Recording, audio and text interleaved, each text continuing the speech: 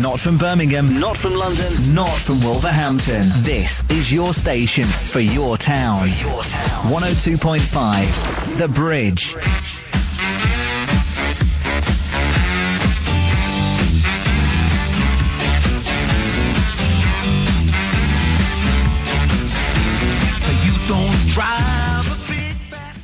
Okay, our special guest we have on the line at the moment is from Showaddywaddy, Dave Bartram. Good morning, Dave. How are you? I'm well, thank you. And you? Yeah, thanks for joining us. What's the weather like in your part of the world today? It's actually a very pleasant spring day. It's lovely here. It's nice and warm. It's forecast rain a little bit later on, but I think spring has arrived. At long last, and it was a long time in coming this year. So let's start and have a quick listen to what is Showaddywaddy.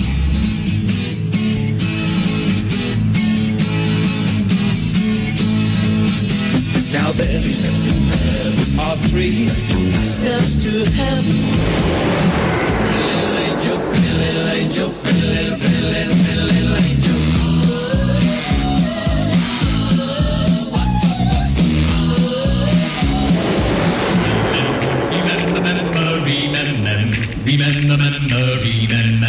Remember then, remember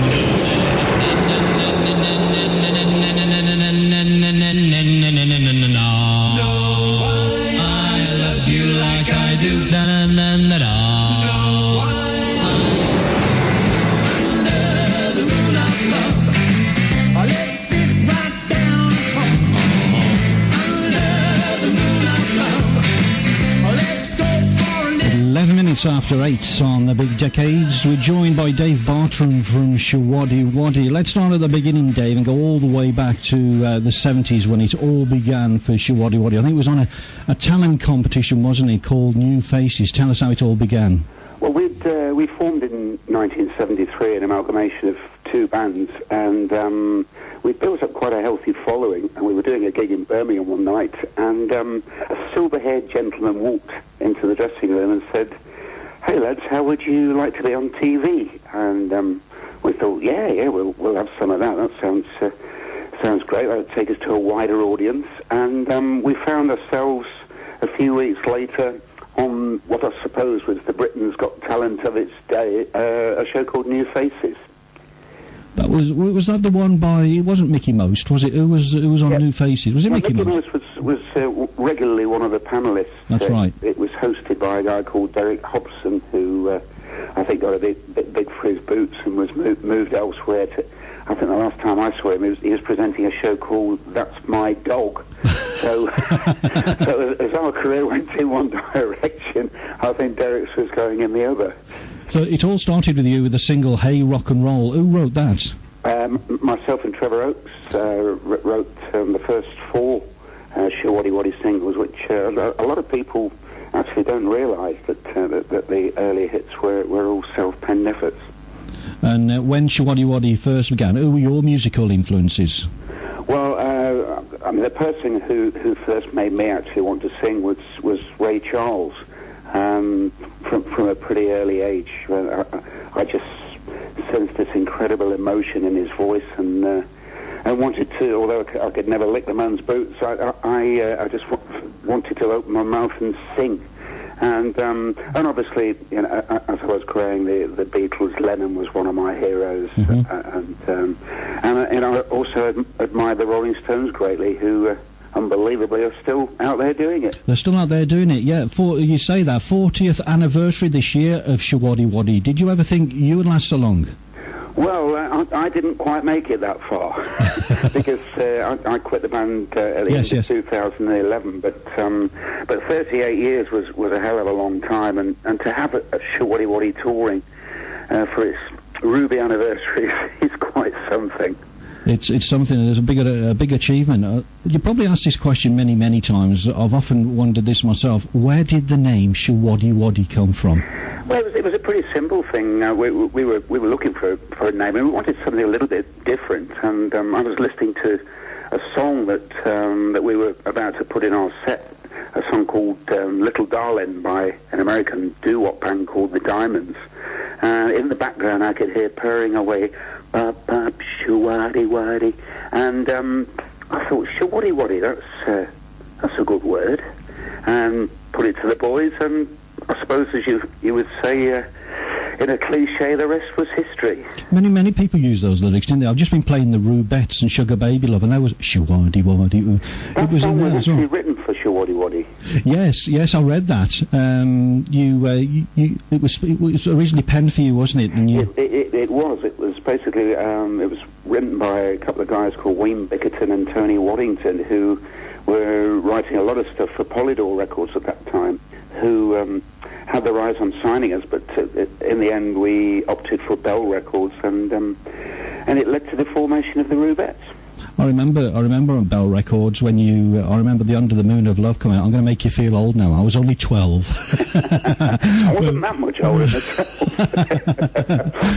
So, and I remember seeing you on the Royal Variety performance show, and you met the Queen Mum, didn't you? What did she say to you? We did indeed. It was lovely because obviously all the performers queue up on the stage at the end, sort of hoping to meet the Queen Mum.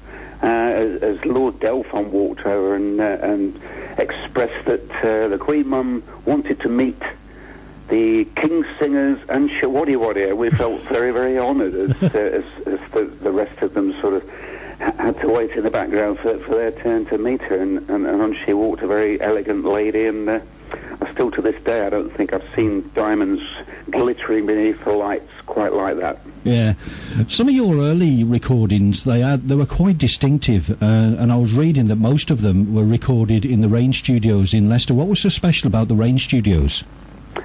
You've got me there. I've never recorded at a place called Rain. No, I read that on an article somewhere. You were recorded in the Rain Studios. No, we didn't. That certainly wasn't one that we used. No, most of the early recordings actually were done in London, a place called the Music Centre in Wembley, London. Yeah. We've been asking our listeners to come up with some questions. Miriam from Dudley has been in charge. She says, is it true that Shakin' Stevens was once one of your support acts? It is, yeah. We knew Shaky for many years, and as we were sort of becoming big, regularly they would put rock and roll bills together, and Shaky was still sort of on the first rung of the ladder, so to speak, and he supported us on 2 or 3 occasions. Yeah, I was listening to one of your songs earlier on, and I could hear. I don't know whether he did backing vocals for some of your songs. Did he or not? Or no. I thought I could hear him on one of the tunes there. No, it wasn't Shaky. No, he sort of kept very much himself to himself when he was recording. And the strange thing about the 70s, there were very rarely any collaborations in those days. I mean, it's a huge thing now to sort of do duets albums or to guest on people's songs, but the 70s wasn't really about that. It was more about individuals. Yes, yeah. One thing I liked about Showaddywaddy was the fact that you didn't take yourselves too seriously. You enjoyed having a laugh, and I think that came across. Well, that once again portrays the 1970s. It was. If you took yourself too seriously, people didn't really want to know. It was about trying to outglum your competitors in a sense, and to be bright and colourful and do all these nifty movements, and we were pretty good at that, which I think is how we got noticed.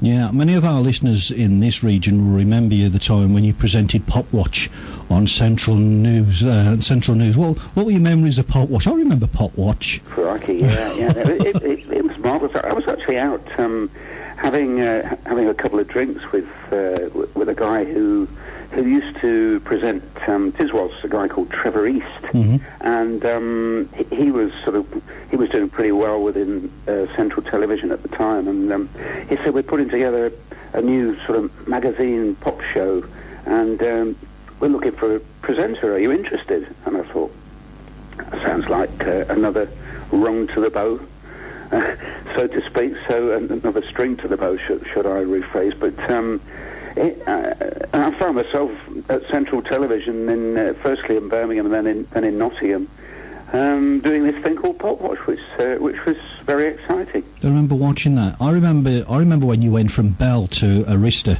Now, I remember there was this one specific song I absolutely loved. It was called Take Me in Your Arms. Who's responsible for releasing that song? 'Cause I loved it, and it didn't chart, did it? I absolutely loved that tune.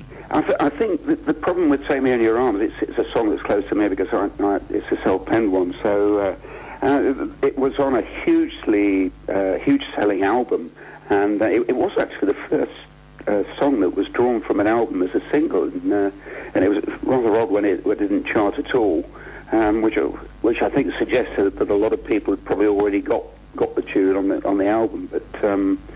But no, I loved that song. There was a great guitar solo midway by Russ Field, one of his best efforts, I always thought.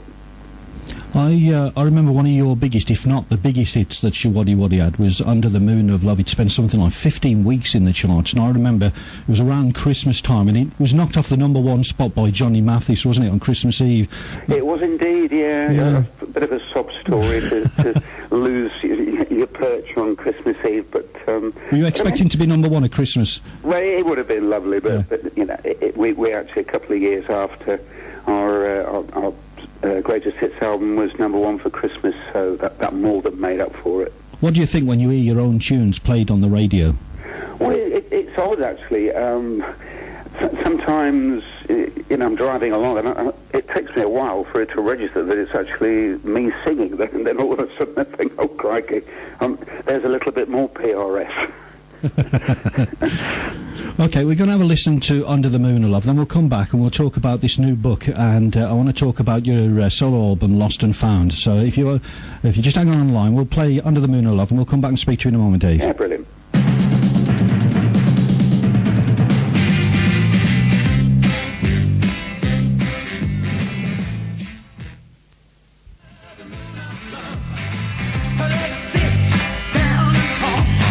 Showaddywaddy, Under the Moon of Love, reached #1 in the UK charts in 1976. 21 minutes after 11 on the Big Decades with me, Mark Spate. We're joined on the telephone by Showaddywaddy's, of course, Dave Bartram. Dave Bartram, the man of Showaddywaddy. You retired from Showaddywaddy, didn't you, back in 2011? Was that a difficult decision to make? The decision, yeah, when you've been on the road for so many years, and it was 38 years, and I think it was around 37 when I suddenly sort of realised that the whole thing was becoming a bit of a drudge, and being on the road and getting home at 4 a.m. in the morning, I really wasn't spending too much time with the family and stuff like that. There were so many contributory factors, but ultimately it was a huge decision, but it's one that I feel was right. I felt I sort of left at a time when the enjoyment was on the wane a little. Do you miss performing? Yeah, I mean, there are times when I do, but there are other times when I'm sort of maybe out with friends and I'm thinking of the band travelling home from Scotland and stuff like that, and I think the decision was a pretty wise one. Do you still get to see the guys? Oh, yeah, indeed. I actually still manage the band. I had actually managed the band since 1984, so got a bit of experience under my belt there, but I still regularly see them. What advice would you give a group if they were starting today? It's different now, isn't it? From now to the 70s, you look at things like the X Factor and all these talent competitions now. What advice would you give somebody if they wanted to begin a career in music now? Well, it is different now, but in a sense, it's maybe slightly more organised, because in the 60s and 70s there were so many artists that sort of got their foot on the ladder and was subsequently ripped off by either unscrupulous record companies or managements and so on and so forth. But in a sense, there's so much legal stuff involved these days. So the thing that any aspiring artist needs to do is to find a good manager with a good brain and plenty of enthusiasm to get them out there. You say with the digital age today, a lot of things have changed. You used to have to get something like about 500,000, 1 million records to get a #1. Now, digitally, you don't need so many, and you're straight in at #1. You're only staying there for a matter of a week. Things are so different now, this digital age. Well, things have changed considerably. I mean, it's wonderful for artists like ourselves because, having sold all those records that you mentioned in the 70s and 80s, we get to the digital age and everybody wants them on their iPods, so they repurchase them all over again, which is wonderful. And in actual fact, there's a little story that goes with that. Our single "Under the Moon of Love," which got to number one in '76, it got to the giddy heights of 990,000 copies sold, and subsequently with the digital age, we've actually now passed the magic million. So that was wonderful. Oh, congratulations. Now, you released a solo album titled Lost and Found. The tracks from this album were recorded in the 80s. Let's have a quick preview of these songs.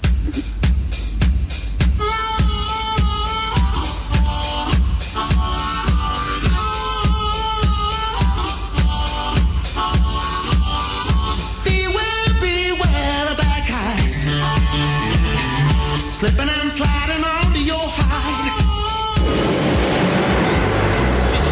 This means I wanted to tell you the most. Maybe it got washed away. With all the tears that I shed that day, there's no way I could say it better. I wrote it all in the miles of letters.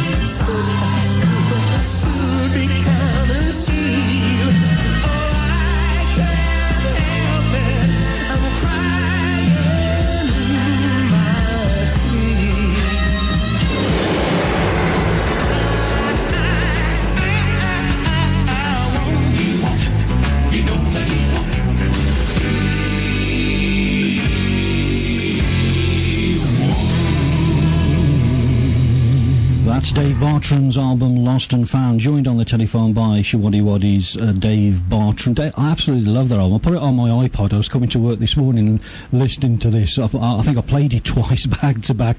What made you release these particular tracks? Well, actually, it was largely down to a couple of very, very enthusiastic long-term fans who knew of the recordings and were very active in sort of finding someone willing to take on these old songs that I'd sort of, I don't know if the tapes from my loft covered in dust, and it was great to finally for them to see the light of day, and when people like yourself say that they're really enjoying listening to it, it gives me a real glow. It's fantastic. Now, in February this year, you published a book titled The Boys of Summer, A Rock and Roll Nightmare with Showaddywaddy. Many readers may think this book is an autobiography. I understand it isn't, is it? It's not an autobiography. I mean, there are autobiographical sort of elements within the book, but ultimately it covers a 10-week period in 2005 when the band sort of the heady days of hysteria were long gone, and we undertook a tour of caravan parks up and down the land, the likes of which the facilities left quite a lot to be desired, and there's quite a lot of funny and even tragic stories in there of the events of that tour, which I've had some great reviews, so once again it's giving me a great boost. But I recommend it to anyone who's going to sunnier climes and sitting on a sunbed with endless sunshine, reading about the caravan parks of the UK. I have ordered it. I'm going on holiday, as I say, in a couple of weeks' time, and I have ordered it. It's going to be there with the sun lounger in the sun with a large G&T or something sitting by the pool reading that. I'm looking forward to it. That sounds like a good plan. When I read the title, Rock and Roll Nightmare, it kind of does it describe ups and downs? Because when you read read in the title Nightmare, you think this guy probably had some good times with Showaddywaddy. Obviously, he had some bad times. It highlights both, does it? Well, it was pretty squalid. I mean, I'll give you an example. We'd done one of these gigs, and generally, as I say, the facilities left a lot to be desired. They were very, very small stages and very sort of sweaty atmospheres, and not really enough room to put our gear into a lot of these venues. But I remember after doing one such show, I went back to my caravan, and which was thrown in, the accommodation was thrown in, which was all part of the deal, and took a shower to wash all the sweat from the performance away, and all of a sudden someone barged into the caravan, and there was I toweling myself down stark naked, and a rather red-faced woman, and all of a sudden behind her there was a guy who took a swing at me, and I thought, what on earth's going on here? As this guy became a little bit violent. But they'd had rather too much to drink and they'd gone back to the wrong caravan. So if you had to look back on your career, what would you say was the highlight of your career? Well, in 38 years, there are many, many highlights. Obviously, going to number one with Under the Moon of Love was an amazing experience back in 1976. The number one Christmas album, I'm very, very proud of that, in Christmas 78. Mm-hmm. Playing arenas and tours packed out to hysterical females. It's a career that most people, I think, would dream of, and I'm one of the lucky few to have been there and got the T-shirt. So what's next for Dave Bartram? Well, the next I'm actually working on my second book, which actually covers the whole sort of 40 years of Showaddywaddy, and once again, it's more of a light-hearted look at things, but there's a few stories that I think will make people sit up and think, did that really happen? Okay, before we part, I always ask my guests some silly questions. There are 5 silly questions we would just ask at random. They're probably just random ones. They are silly. Who was the Joker in the band in Showaddywaddy? Al James. Al James, why was it? He just had a great line of wit. He was very, very sharp with his wit. Yeah. Music-wise, what was the best decade for you? The best decade, I think possibly for myself, the 80s. Yeah. Was when I was probably more creative, and you mentioned the Lost and Found album. There's a lot of the results of when I really got writing again and became very inspired in a slightly different musical sense. Yeah. Who's the biggest moaner in the band? The biggest moaner was Trevor Oakes. And who had the worst dress sense? That would also be Trevor. Trevor as well. I hope he's not listening. A tracksuit. That's enough for him. And finally, I won't say what a DA is because of our listeners. I won't say what it stood for, but who had the best DA haircut?